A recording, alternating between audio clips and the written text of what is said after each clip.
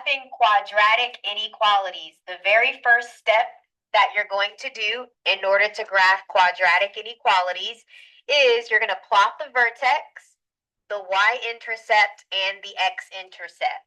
So let's try step number 1. Here's our first problem. In order to find the vertex, do you guys remember which equation we use? Good, negative b over 2a. So let's go ahead and do that. It'll be negative, and my b value is 2, so I'll put a 2 there. 2 times your a value is 1. This becomes negative 2 over 2, which is just negative 1. That is the x value of my vertex. How do I find the y value of my vertex? Exactly, we're going to plug it in. So my equation is x squared plus 2x minus 2. We're going to plug in negative 1. Let's see what we get. Negative 1 squared is 1. 2 times negative 1 is negative 2. Minus 2. What does all of this equal? Good, negative 3. So that is the y value of my vertex. Go ahead and plot that on your graph.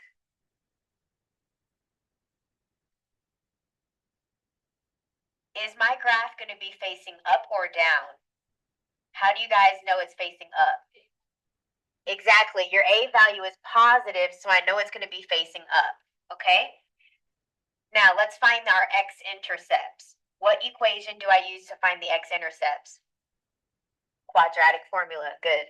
So this will be x equals negative b plus or minus square root b squared minus 4ac all over 2a. So we're just going to plug in our numbers into the quadratic formula. I'm going to erase the b's, and in its spot, I'm going to put a 2. I'm going to erase the a's, and in the spot, I'm going to put a 1. Erase c, and in its spot, I'm going to put negative 2, because this is a, b, and c. Okay, so let's simplify this. This will become negative 2 plus or minus 2 squared is 4. These two negatives make this a positive 8, which is negative 2 plus or minus the square root of 12 over 2. Can you guys plug in the square root of 12 into your calculator and let me know what that is?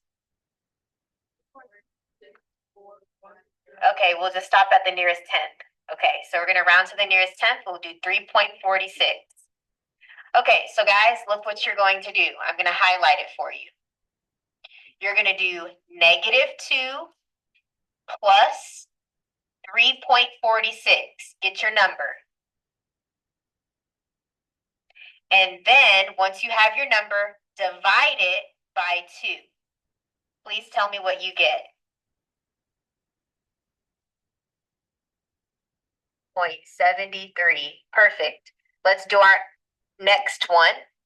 We're going to do we're going to do negative 2. This time we're going to subtract. I'll highlight it for you. You're going to do negative 2 minus 3.46. Get your number and then divide it by 2. And let me know what you get. Negative 2.73. Perfect. Those are your two x-intercepts. So I'll go ahead and plot them on my graph.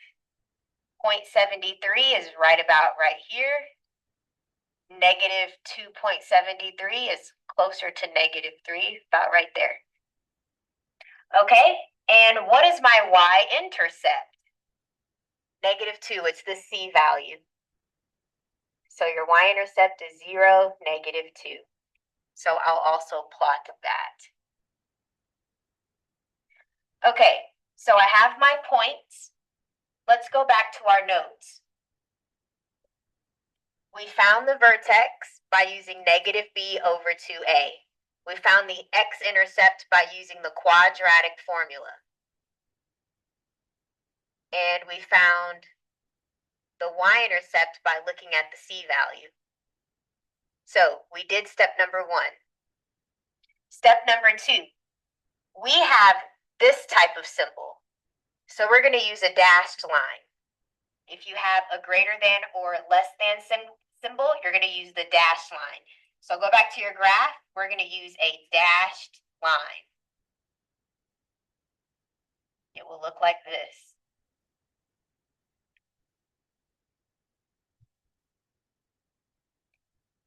Okay. Let's go back to our notes. We drew our line. Now we're going to shade. So whenever you have a greater than symbol, you're going to shade above. And when you have a less than symbol, you're going to shade below. So what symbol do we have? Yes, we have a greater than symbol. So what you're going to do is, if you put your pencil anywhere on the line, you're going to go straight up. Anywhere on the line, you're going to go straight up. That is how you shade above. So this is the part you're going to shade. Start on the line and go straight up. Okay? And just so you know, I'll just show you another way. If you were to shade below, you would just shade down here. This would be shading below. Does that make sense? Okay, we're going to shade above.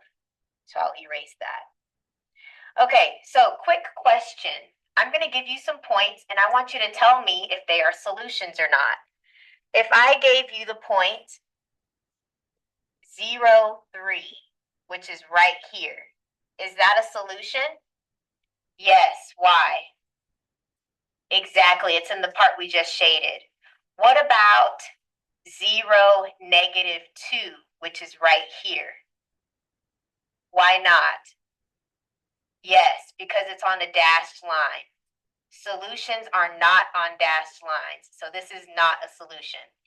What about this point right here, which is 1, 2, 3, 4, 5? It's negative 6, 0. Is that a solution? No, why not? Exactly, it's outside of the shaded area. So anything inside of this shaded part is a solution. Anything outside or on a dashed line is not. Let's try getting the vertex. So I'm going to do negative b over 2a. Your b value is negative 6. Your a value is negative 1. So I'm going to erase b and a and put in my values. B was negative 6. A is negative 1. This will become a positive 6 over negative 2, which is negative 3.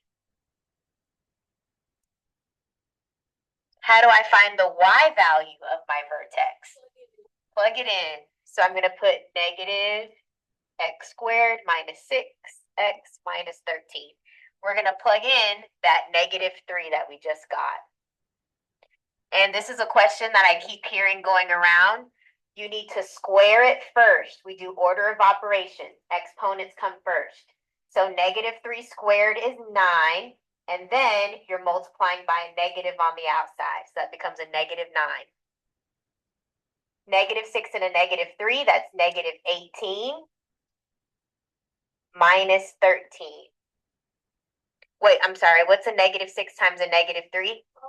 Positive 18. There we go. All right. So go ahead and calculate that. What will that be? Negative 9 plus 18 minus 13. Negative 4. Perfect. So my vertex is negative 3, negative 4, and we can go ahead and plot that. Negative 3, negative 4 is right here. Now, guys, just looking at my original equation, can you guys tell which direction it's going to open? It's going to open down because there's a negative in the very front. This negative lets me know that it's going to be facing down. So guys, just based off of that knowledge, will I ever cross the x-axis?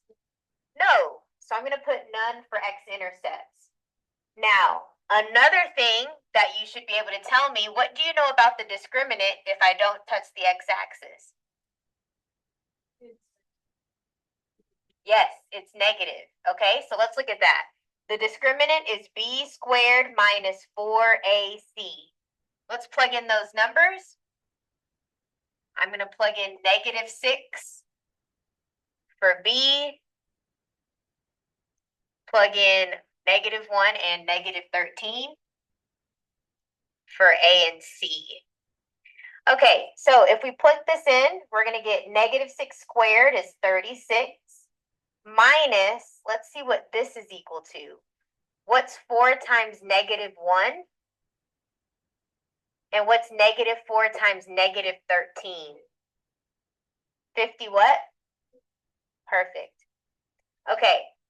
And what did you guys get here? -16? Okay. So because I got a negative answer right here, I will not have an x-intercept. Your discriminant is negative. Okay? That means you're going to have imaginary solutions.